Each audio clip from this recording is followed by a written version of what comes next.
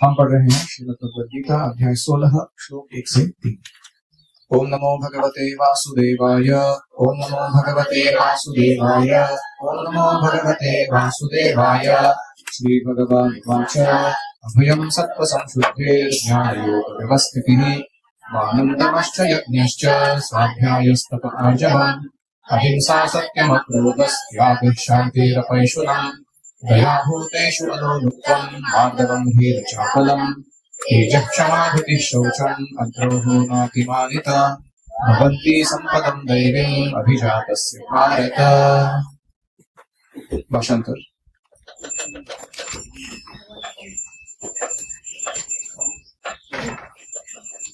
अभय सत्वशुद्धि ज्ञान योग, दान दम यज्ञ, तप सरलता वेद पाठ, अहिंसा सत्य अक्रोध, त्याग शांति परनिंदा वर्जन, दया अलोलुपता मृदुता ह्री यानी लज्जा, अचपलता, तेज क्षमा धृति शौच, अद्रोह अभिमान शून्यता। इन 26 गुणों को दैवी संपद कहा जाता है।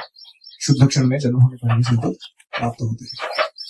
हरि ओम सहना भवतु सहना भुनक्तु सह वीर्यं वरदावहै तेजस्विनावधीतमस्तु मा विद्विषावहै। ओम शांति शांति शांतिः।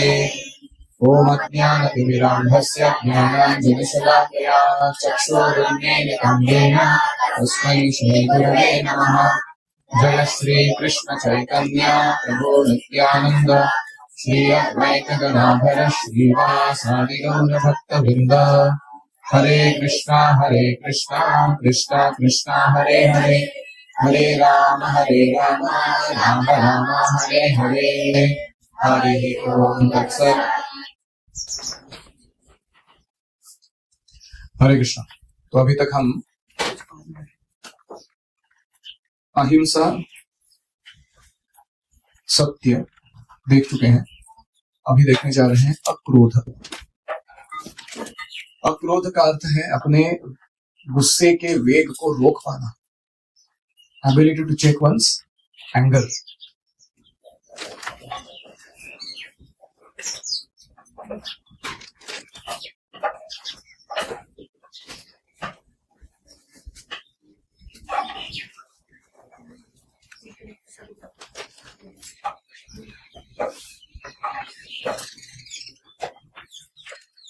अक्रोध का अर्थ है क्रोध को रोकना। यदि कोई क्षुब्ध बना रहे तो सहिष्णु बने रहना चाहिए, क्योंकि एक बार क्रोध करने पर सारा शरीर दूषित हो जाता है। तो अगर आपने अपने हाथ में जलता कोयला पकड़ा किसी को मारने के लिए, फेंक के रिलीज नहीं किया लेकिन पकड़ गया, तो क्या होने वाला है? पूरा हाथ जलेगा। उसको कितना नुकसान होगा बाद में देखेंगे, तुम्हारा कितना नुकसान होगा खुद। ऐसे ही क्रोध करने से शरीर में हर प्रकार के जो पॉइजनस विषैले द्रव्य हैं बढ़ जाते हैं,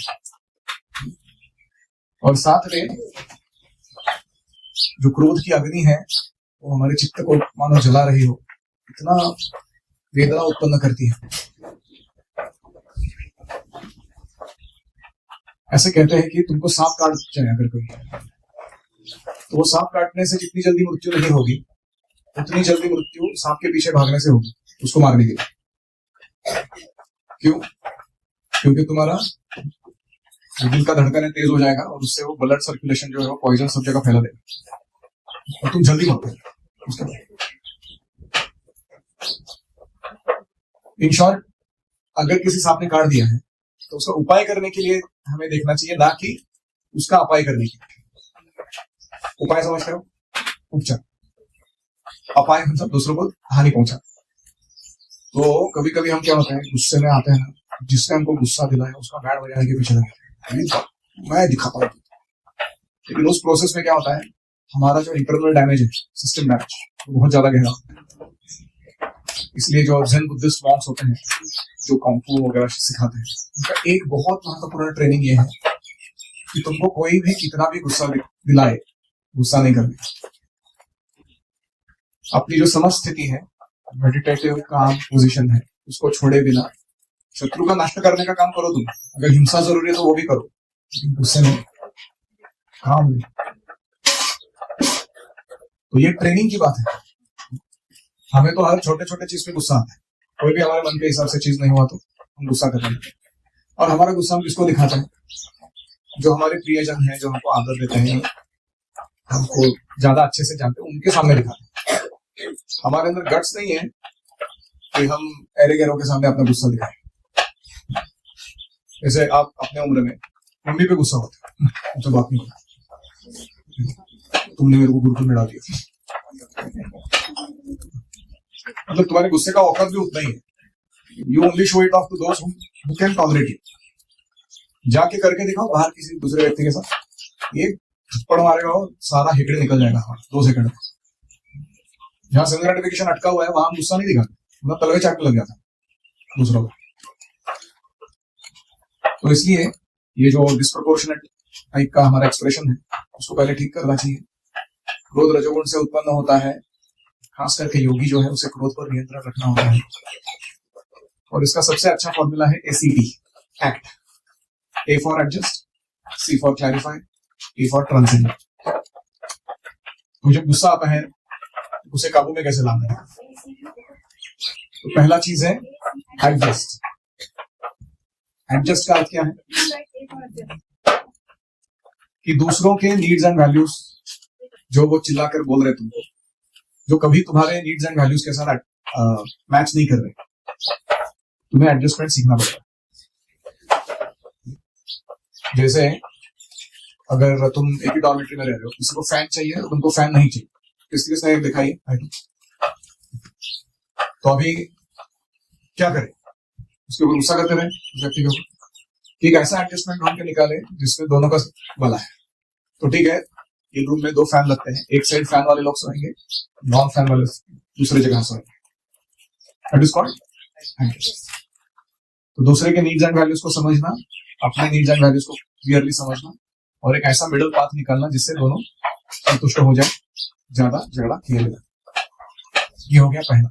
तो गुस्सा करने के बदले क्या एडजस्टमेंट जरूरी है उस पर ध्यान देना चाहिए।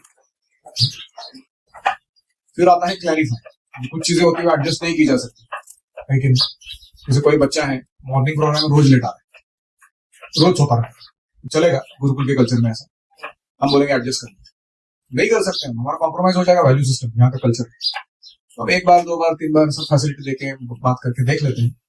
उसके बाद भी अगर नहीं करता, we clarify very properly. Clarify का अर्थ क्या है? कि दूसरों को तुम्हारे नीड्स या मूल्य क्या है वो क्लियरली बताना, और उसे कैसे वो पूरा कर सकते हैं उसका मार्ग दिखलाना। How can you still follow that, उसको बोलते हैं क्लैरिफाई। तो हमने पहले एडजस्ट करके देख लिया, फिर हमने क्लैरिफाई भी कर लिया, फिर भी नहीं जम रहा किसी के साथ। कुछ लोग ऐसे होते हैं कि इतने परेशान करते हैं, क्लैरिफिकेशन के बाद भी वो मानते नहीं, अपना ही चलाते हैं। Then you transcend. ट्रांसेंड के 2 अर्थ होते हैं। एक अर्थ है कि तुम अपनी चेतना को या अपने व्यवहार को एक ऐसे मुकाम पर ले जाओ जहां तुम्हें आध्यात्मिक आनंद इतना मिल रहा है कि तुम्हें भौतिक दुविधा सताती नहीं। Pain is inevitable but suffering is optional. वेदना तो आएगी, लेकिन तुम कितना दुख करते बैठोगे वो तुम्हारे हाथ में। जैसे बहुत ज्यादा धूप होती है तो पसीना छूटता है, व्हाट डू वी डू? हम कुछ भागवत पढ़ने में, सेवा में, या अन्य कोई कार्य में जो सर्विस अब्सॉर्बिंग है हमारे, उसमें मन लगा देते हैं। We transcend that misery of being in the heat. अगर मन दूसरी जगह लगाते हैं, जैसे उपवास के दिन होता है, लेकिन अगर तुम्हारा मन अलग जगह लगा हुआ है तो उतना शारीरिक भूख प्यास सताती नहीं। इसको ट्रांसेंड, आप दिव्य स्तर पर खुद को स्थित कर गए, उसके कारण भौतिक स्तर पर डिस्टर्बेंस नहीं कर पा रहे। That is called as transcend. तो वो व्यक्ति, वो परिस्थिति, वो चुभन, उसको लांघ कर जा सकते हैं हम, अगर हम अपनी चेतना को कृष्ण में स्थित करेंगे, सेवा में स्थित करेंगे। ये एक अर्थ है ट्रांसेंड। और दूसरा अर्थ है कि यू ट्रांसेंड द पर्सन और the situation bye drastically changing it. ऐसा जरूरी नहीं कि भुगतते रहना ही पड़ेगा। तुम तय कर सकते हो कि मैं गर्मी में पुणे में नहीं रहूंगा, मैं जाके महाबलेश्वर में रहूंगा फॉर एग्जाम्पल कुछ दिनों के लिए। हमारे कुछ प्रचारक करते हैं ऐसा, इंडिया में समर टाइम में नहीं रहते, अमेरिका में रहते, अमेरिका में उनके विंटर के टाइम नहीं रहते, इंडिया में आके रहते। So that's another type of transit. Of course, I don't know whether they are doing it for bodily purposes, but I guess it's for preaching purpose also. तो कभी कभी जरूरी होता है, जैसे कोई वक्त है उसका और आपका केमिस्ट्री जमी नहीं, झगड़े ही झगड़े हो रहे हैं, मारामारी हो रही है, उसका मूड मिशन आपको समझ में नहीं आ रहा, आपका उसको समझ में नहीं आ रहा, अच्छा रहेगा कि तुम दो अलग अलग सेवाएं करो, रोज उठ के खिटखिट करने की जरूरत नहीं एक दूसरे के बीच। प्रभुपाद जी ऐसा करते थे, दो बड़े बड़े भक्त कभी झगड़ा लेके आते थे उनके सामने, प्रभुपाद जी बोलते थे तुम उधर चले जाओ, तुम उधर चले जाओ प्रचार के, दोनों भी अपना प्रचार बढ़ा देते, ना कि वो एक दूसरे के साथ एक ही प्रोजेक्ट में रुक के वो प्रोजेक्ट खत्म करके देते थे, पूरा नष्ट करके। वैसे कभी कभी करना पड़ सकता है transcend, which is to actually change drastically the situation or the person, हमारा रिलेशनशिप विद द पर्सन। तो ये है एडजस्ट, क्लैरिफाई, ट्रांसेंड। गुस्सा करने के पहले ये तीन ऑप्शन ट्राई करके देख लीजिए, जमता है क्या, अच्छा है, उसमें बहुत सारा आपका दुविधा बढ़ जाएगा। और ये सत्य है कि हमें जितनी तकलीफ होती है गुस्सा मन में रखने से किसी के प्रति, उतनी दूसरों को नहीं होती है जिन्होंने अपराध किया है, उनको तो समझ में भी नहीं आता कभी किस कारण ये व्यक्ति दुख में। क्रोध का एक मुख्य कारण यह भी है कि हम खुद को कंट्रोलर, प्रोप्राइटर और एंजॉयर समझते हैं। क्रोध क्यों आता है? हमारे कंट्रोल को अगर कोई चैलेंज करता है, स्वामित्व को चैलेंज करता है, या हमारे भोग की वस्तु को दूर कराता है। जितना ज्यादा हम खुद को सेवक की भावना में लाएंगे, आई एम अ सर्वेंट, मैं कंट्रोलर, प्रोप्राइटर, एंजॉयर नहीं हूं, I am simply a care taker, तो उतना कम गुस्सा आएगा हमें। भुक्तारं यद् सर्वलोक महेश्वरम सुहृदं सर्वभूतानां ध्यात्वा मां शांतिं गच्छति, एकदम पीसफुल। ये सब कृष्ण है। कभी कभी हम किसी का सुहृद बनने जाते हैं, फ्रेंड, और वो किसी दूसरे से प्रेम करने लगता है, तो हमको गुस्सा आता है, अरे मैं इतना कर रहा हूँ तुम्हारे लिए, तुम मेरे से प्रेम नहीं करते, तुम दूसरे से प्रेम करो। तो we are not the best friend of anybody, कृष्ण ही सबके बेस्ट फ्रेंड, ये हमें पता होना चाहिए। क्योंकि हम कृष्ण का पोजीशन लेने का ट्राई किए, इसलिए माया ने हमको फ्रस्ट्रेट कर दिया, इसलिए हमको गुस्सा आ रहा है। तो better we learn our lesson, उससे हमारा समय शक्ति व्यय नहीं होगा, चेतना सही जगह लगी रहेगी। ये था अक्रोध। अभी अगला है अपैशुनम। अपैशुनम मतलब दूसरों के दोष नहीं निकालना और व्यर्थ ही उनको सही करने के पीछे नहीं लग जाना।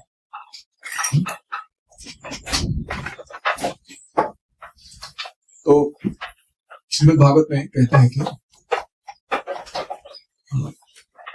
परस्वभाव कर्माणि यः प्रशंसति निन्दति स आशु भ्रश्यते स्वार्थात् असति अभिनिवेशतः। परस्वभाव कर्माणि, दूसरों का स्वभाव और कार्य, यह प्रशंसति निन्दति, जो कोई प्रशंसा करता है या निंदा करता है उसकी, स आशु भ्रश्यते स्वार्थात्, वो अपने स्वार्थ से यानी सही परमार्थ से चुक जाता है, च्युत हो जाता है। असति अभिनिवेशतः, क्योंकि उसने अपने अभिनिवेश को, एब्जॉर्प्शन को, मन को गलत, असत, टेम्पररी चीजों में लगाकर रखा हुआ है। इस दुनिया के जितने भी लोग हैं और वो अभी जो भी कोई गुण प्रकट कर रहे हैं, अच्छे या बुरे, वो सारे असत हैं, टेम्पररी। जितना ज्यादा हम उसके बारे में चर्चा करेंगे, उतना ज्यादा हमारा मन जो है वो असत में ही लगा देगा, और इसके कारण वो हमेशा दोलायमान रहेगा, विचलित रहेगा, शांत नहीं रहेगा। और हमारा जो वास्तविक स्वार्थ है, कृष्ण भक्ति करना, इसी जन्म में भगवत धाम चले जाना, उससे हम चूक जाएंगे। और आजकल क्या हो रहा है, सोशल मीडिया के कारण इतने लोग इतने रील्स डालते हैं, हर एक का अपना अपना ओपिनियन, ये सिस्टम के बारे में, ये पॉलिटिकल के लीडर के बारे में, ये हिंदू मुस्लिम्स के बारे में, इसके बारे में बहुत कुछ चल रहा है।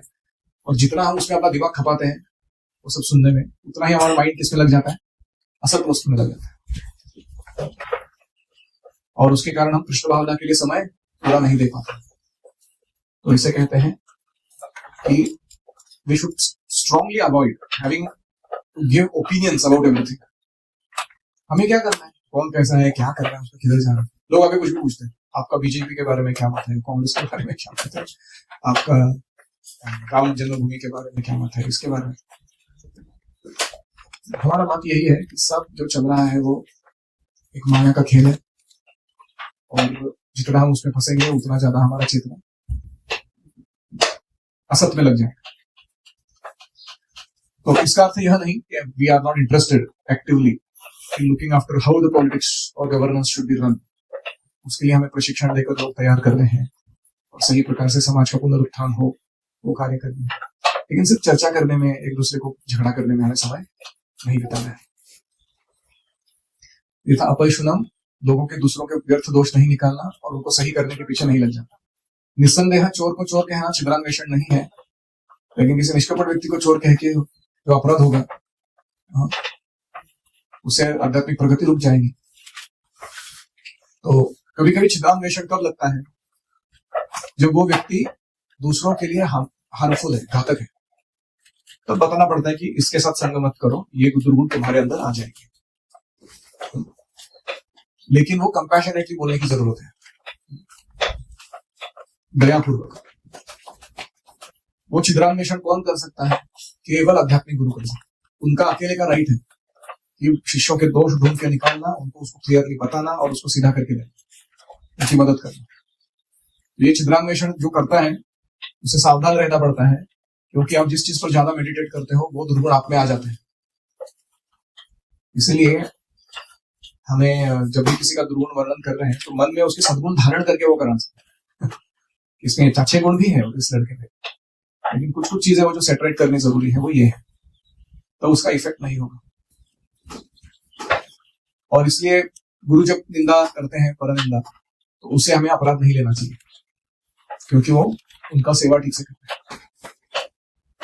उनको अगर आप बोल देते हो कि मैं आपका शिष्य नहीं हूं, तो उनको कोई फर्क ही नहीं पड़ेगा, वो आपके पीछे नहीं लगने वाला, क्योंकि आपने बोला कि यह जिम्मेदारी आप स्वीकार करो। क्या शिष्यस्ते हम शाधिमाम त्वाम प्रपन्न। शाधी मतलब क्या होता है? प्यूरिफाई मी, मेरा शुद्धिकरण करा के दो, गलत चीजों को निकाल दो। तो ऐसे बोलने के कारण वो कर रहे हैं। आप जाके बोल दो नहीं चाहिए मेरे को आपका दोष शोधन, ऐसे प्रसाद खा के खुश रहना चाहता हूँ, नहीं निकालेंगे वो दोष।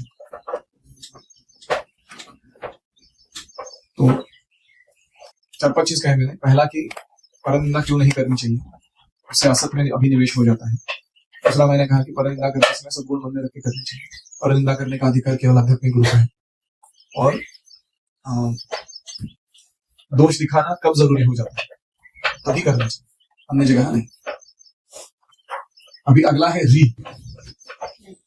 री री का अर्थ है मनुष्य लज्जाशील हो और कोई गर्हित कार्य ना करे। तो from point of view of boys in the Gurukul, अपने कौपिन को विजिबल नहीं रखना चाहिए सुखाते समय, उसको किसी टॉवेल के नीचे सुखाना चाहिए। दैट इज री, मॉडेस्टी। नाक में उंगली डाल के पब्लिक स्पेसेस में वस्तु बाहर नहीं निकालनी चाहिए। दैट इज नॉट री। खाते समय आवाज नहीं करनी चाहिए बहुत ज्यादा।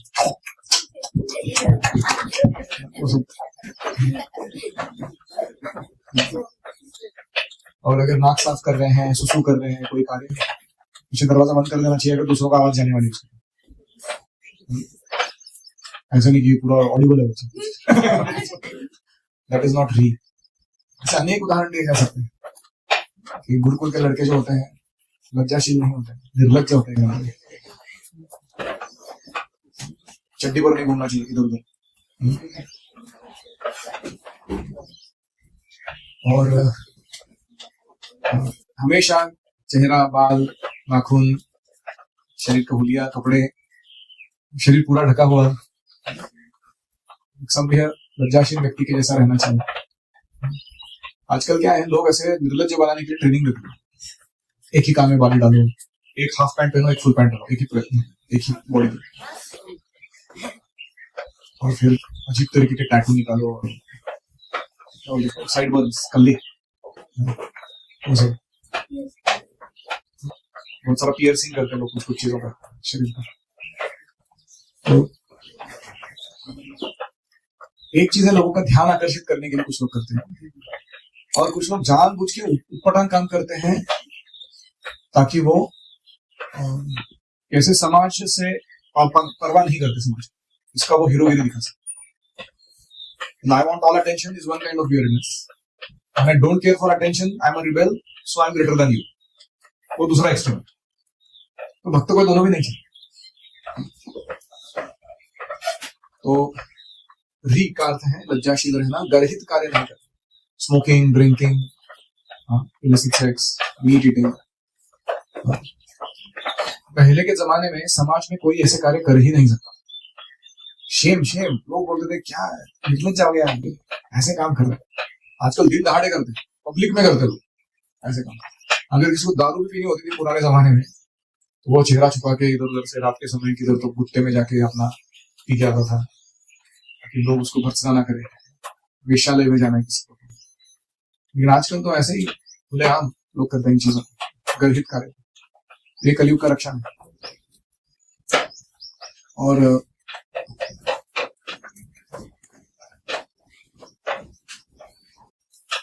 री का एक और अर्थ है मॉडेस्टी, जिसमें आपके शब्द, आपकी हाल चाल, हाव भाव, क्या कहेंगे उसको, आपका भाव, भूषा, भजन, भोजन,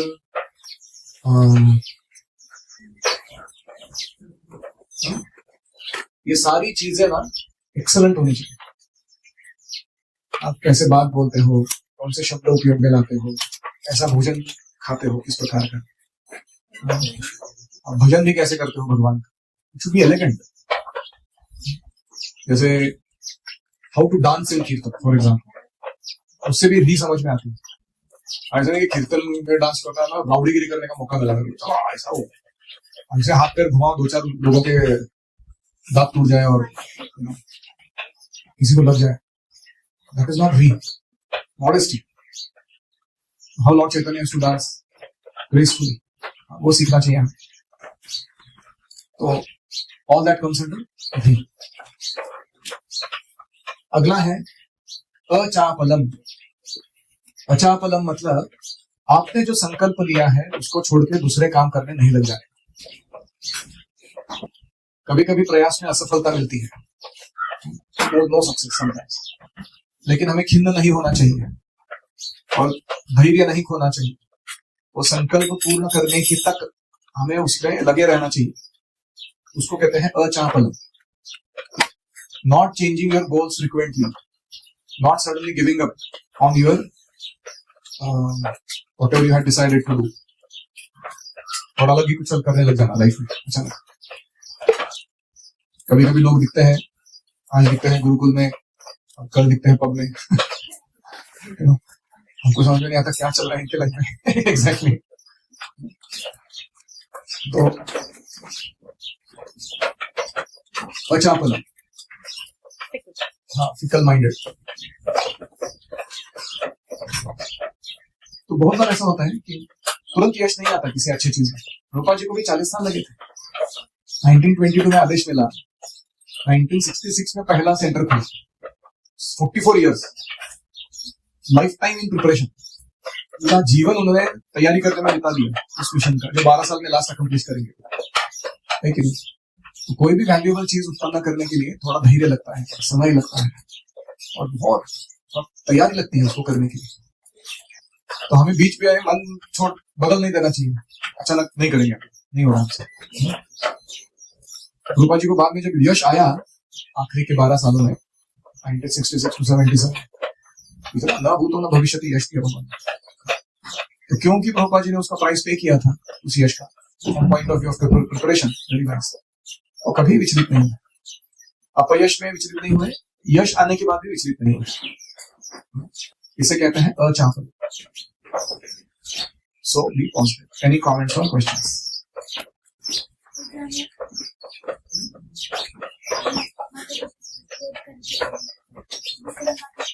माता पिता से क्रोध करके बात नहीं करनी चाहिए, क्योंकि हम उनके ऋणी हैं, वह हमारे ऋणी है। तुमको लग रहा है तुम उपकार कर रहे हो उनके ऊपर, ऐसा कुछ नहीं।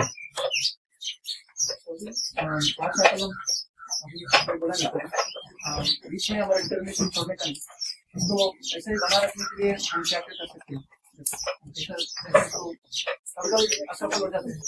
तो संकल्प हम ना तोड़े इसके लिए क्या करना है? पहला चीज करना है कि संकल्प जो है वो हमेशा अपने गुरु या वरिष्ठों के समक्ष लेना है या उनको बताकर लेना है, ताकि एक तो हमें मन में रहे कि बोला है तो करना है, और दूसरा दे कैन मॉनिटर। जो ऐसे अचपल लोग हैं उनको खास करके मॉनिटरिंग की जरूरत होती है, ताकि वो सही कार्य सही समय पर कर रहे हैं कि नहीं कोई देखे। You can have either an accountability partner और अ मेंटर जो उसको संपन्न करा कर लेते हैं। तो बालकृष्ण महाराज खत लिख रहे हैं अकाउंटेबिलिटी, ताकि यहाँ कैसे किया। और दूसरा है कि हमारा जो अनुष्ठान है वो सही रखना चाहिए। Distraction is a common place thing when अनुष्ठान इज नॉट। हमने आजू बाजू अगर ऐसी चीजें जमा करके रखी है तो हमें बार बार विचलित करती रहती है हमारे गोल्स। हम कैसे कंटिन्यू करते हैं? Learning practice environment has to be very tailor made to not foster distraction. So to get into flow state, samadhi, as soon as we enter that zone, अभी मैं इस जोन में साधना करता हूँ, इस जोन में स्टडी करता हूँ, इस जोन में टीच करता हूँ, इस जोन में सेवा करता हूँ, तो वहाँ का सारा जो अनुष्ठान है वैसा अच्छा रहना चाहिए कि डिस्ट्रैक्शन ना हो। और कोई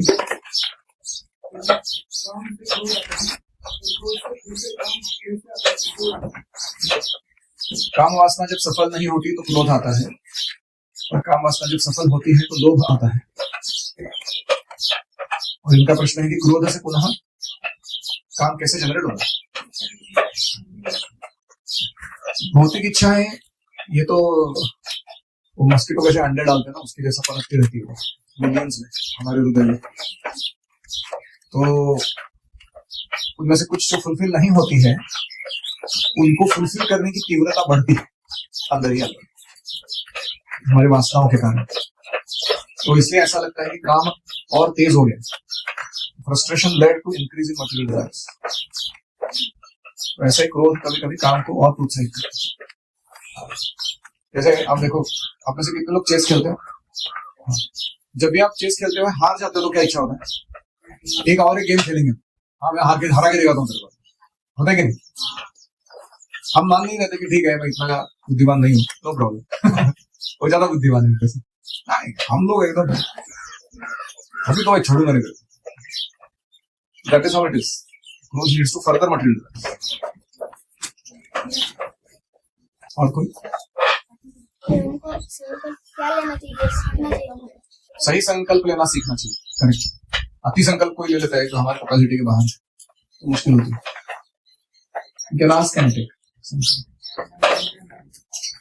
ओम हरे कृष्णा कृष्णा कृष्णा हरे हरे, हरे राम राम राम हरे हरे, हरे ओम तत्सत्। श्रील प्रभुपाद की जय, संवेद भक्त श्रीमद् भगवद गीता की। और